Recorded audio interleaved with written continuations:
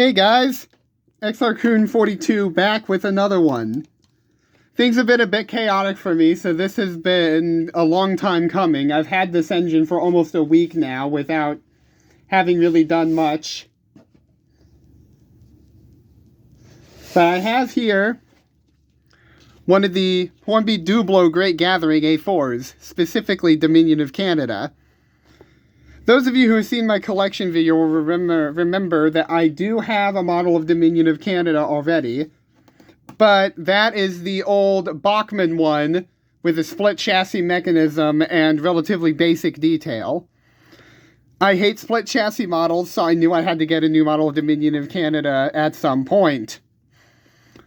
Thankfully, this announcement happened, so I went for this.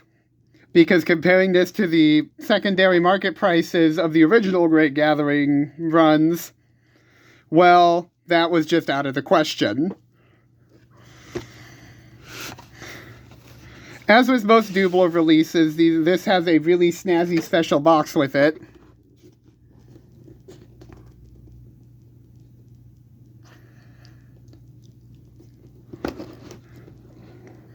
Let's get her out.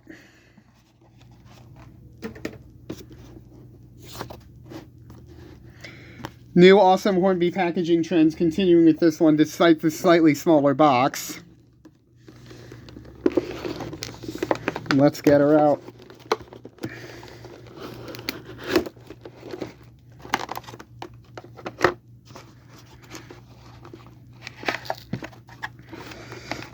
Let's pull the foam out of the box because there's a couple of things in here.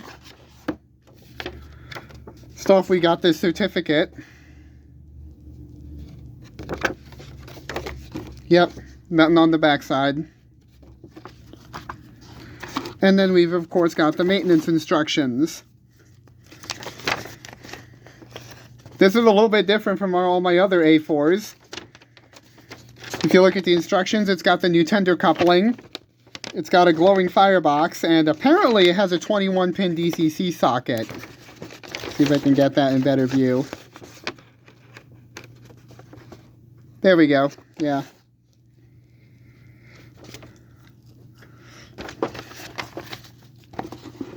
Anyway, let's go ahead and do the big reveal, shall we? Just kidding, there's an accessory bag.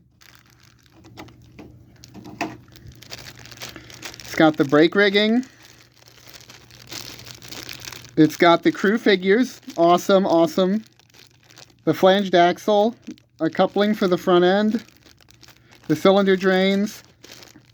It's a little bit difficult to see, but it looks like they also have the screw link in there as well as this awesome etched Great Gathering headboard. So far looking good. It's got all the accessories you would want. Wow.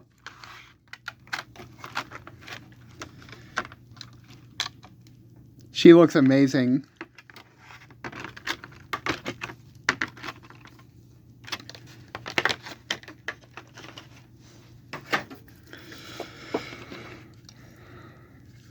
So general view here. First thing I'm seeing is I had this problem with the Dublo Scotsman and also with the Turbo Motive, that with the die-cast body stuff, the finish between the die-cast part and the plastic part would not look the same. Here, this is not the case. The finish looks the same. You can't really tell just by looking at it that the tender isn't also metal, even though it isn't.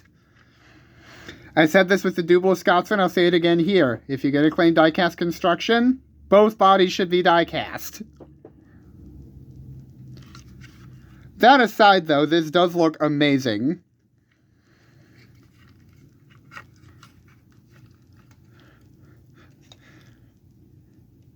Going toward the front, we've got the signature detail of Dominion of Canada, her bell. My Bachmann one was missing that, and that was a small part of the reason I was never happy with that old one. You've got locator holes for the vacuum pipe and the screw link, both of which are in the accessory pack. The running number is nicely printed on there in the altered coronation lettering. Sprung buffers as usual.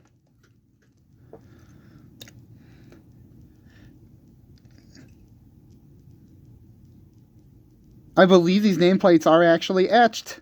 You got the whistle sitting up behind the bell. Her single chimney.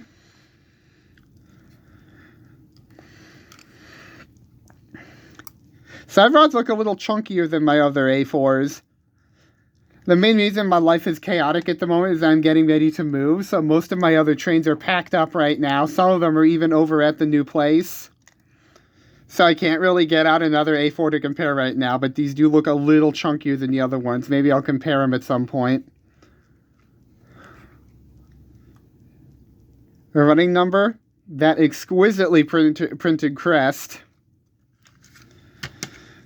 Let's quickly take advantage of that awesome new tender coupling. Man, I love that. There we go. So much easier to handle. And the cab detail is exquisite. Doesn't look quite as good as it does on Scotsman. But that still is really good. It's a little bit difficult to see with my lighting, but there is a hole in there for the glowing firebox.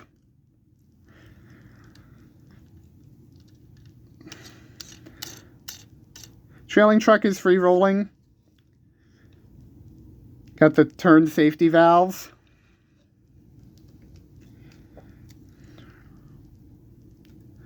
And then you've got some of the lubricator fixtures, the reverser fixture. There isn't a huge amount of external detail to portray on an A4. But what is there? They got pretty much everything. While I haven't seen Dominion in real life, I have seen Eisenhower.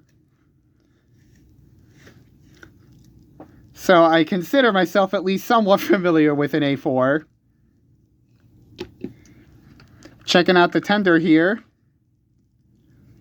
Again, absolutely gorgeous. The color is spot on. Got the corridor at the back. Now, I've seen Hornby get this wrong in the past, but this porthole there looks really good here. Got the separately fitted handrails, the lamp irons, sprung buffers again. There is a coupling hook fitted on the back there. If we look at the front, you've got some fireman's controls and entry to the coal load, which the coal load is removable. See if I can get this here.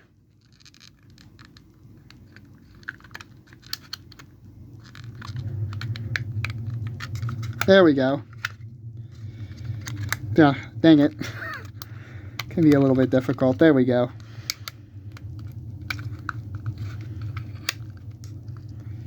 I think.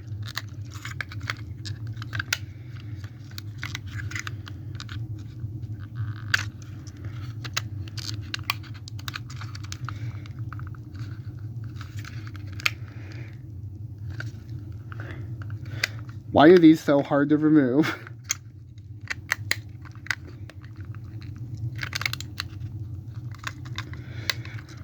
Okay, see, I saw it come partially out, so it is removable. It's just difficult. Got the corridor accurately modeled in there. Water filler cap.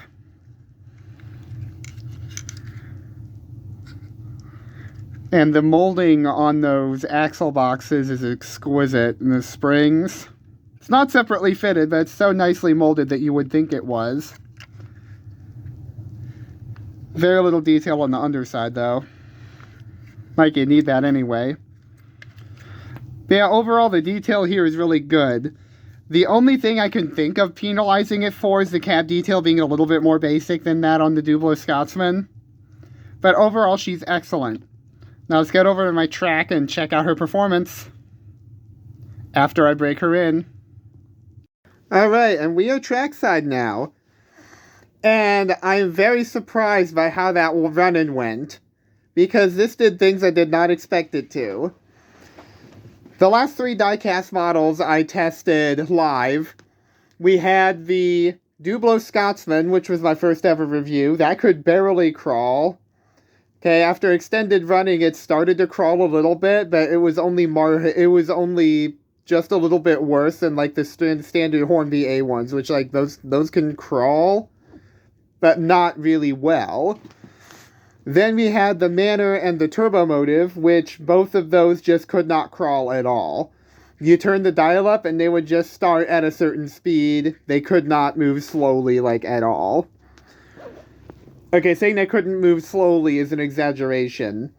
But they could not crawl. They just couldn't. This guy, on the other hand, here we have a full diecast A4. See? Beautiful slow speed. Look at that.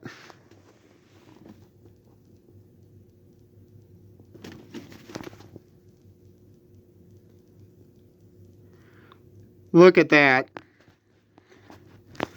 Absolutely lovely. And as I turn it up, the speed increase is perfectly smooth. And in reverse.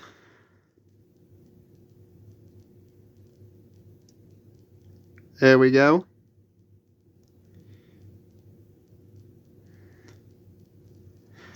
It's not quite as good as the P2, but almost as good as the P2 is enough to give it a 5-star running performance in my book.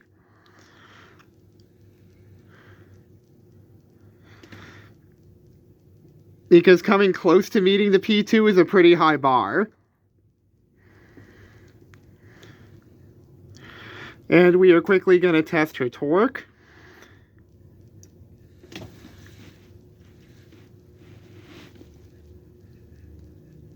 Not the best.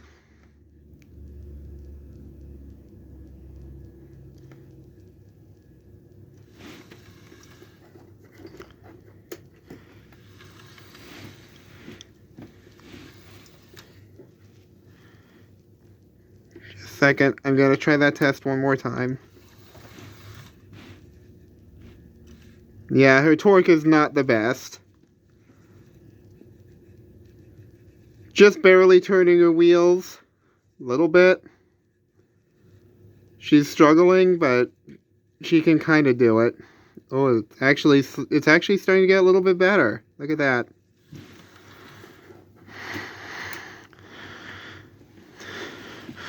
So overall, the performance is pretty good. A lot better than what I expected, given my previous experience with other diecast models. So let's get her hooked up to some coaches and get her running around the track. And with a crawl as good as this can do, I can couple it up real gently.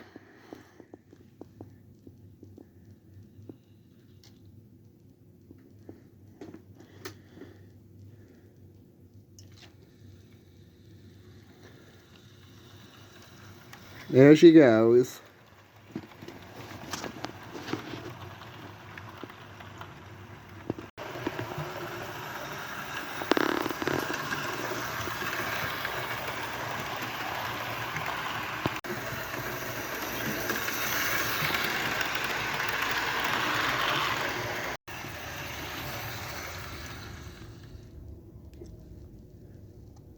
Great performer. I love it. So, my final thoughts on this engine.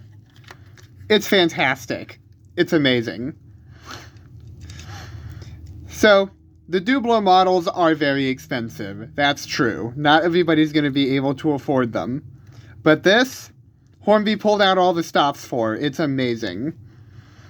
There's no finish issues. The finish matches across the board, which is more than can be said for the Turbo Motive. The only issue I'd say I have with the detailing is like the cab, which even that's not too bad. And then like maybe you could have given it an articulating bell for this price tag, but that's a minor gripe at best. So my detail rating, I'm giving it a 4.5 out of 5. Everything's represented, it's just some stuff is not represented as well as it could have been. Accessories is a 5 out of 5. You get your full buffer beam detail, you get your cylinder drains, you get your alternate trailing axle, you get the crew, pretty much everything you could ask for. Performance. Now the performance on this thing is way better than I ever expected it to be, given my previous experience with other diecast engines. She can crawl, and she can crawl well. It's not quite P2 grade, but she can crawl pretty dang well. It's close. And the fact that she can crawl almost as well as a P2 and has decent torque to match, as you saw when I turned the dial up, she was really able to actually turn her wheels against my finger. I call that a 5 out of 5 performance rating. Quality is a 5 out of 5. There's no glue marks. All the details are mounted perfectly. Nothing's wonky. There's no issues with the die casting anywhere. The finish, like I said, is perfect. There's etched plates. It's amazing. I like it. The quality is good. 5 out of 5. And the value. Now, I know this is going to be slightly controversial given its price tag, but with the performance I got out of this engine and the features it has, the diecast body, the performance and everything, I'm going to call it a 4 out of 5. You 100% get what you pay for with this one. I'm going to go as far as to call this Hornby's best ever A4, at least that I've tried. Good job, Hornby. You've earned this. XICream42 signing off. Have a good night.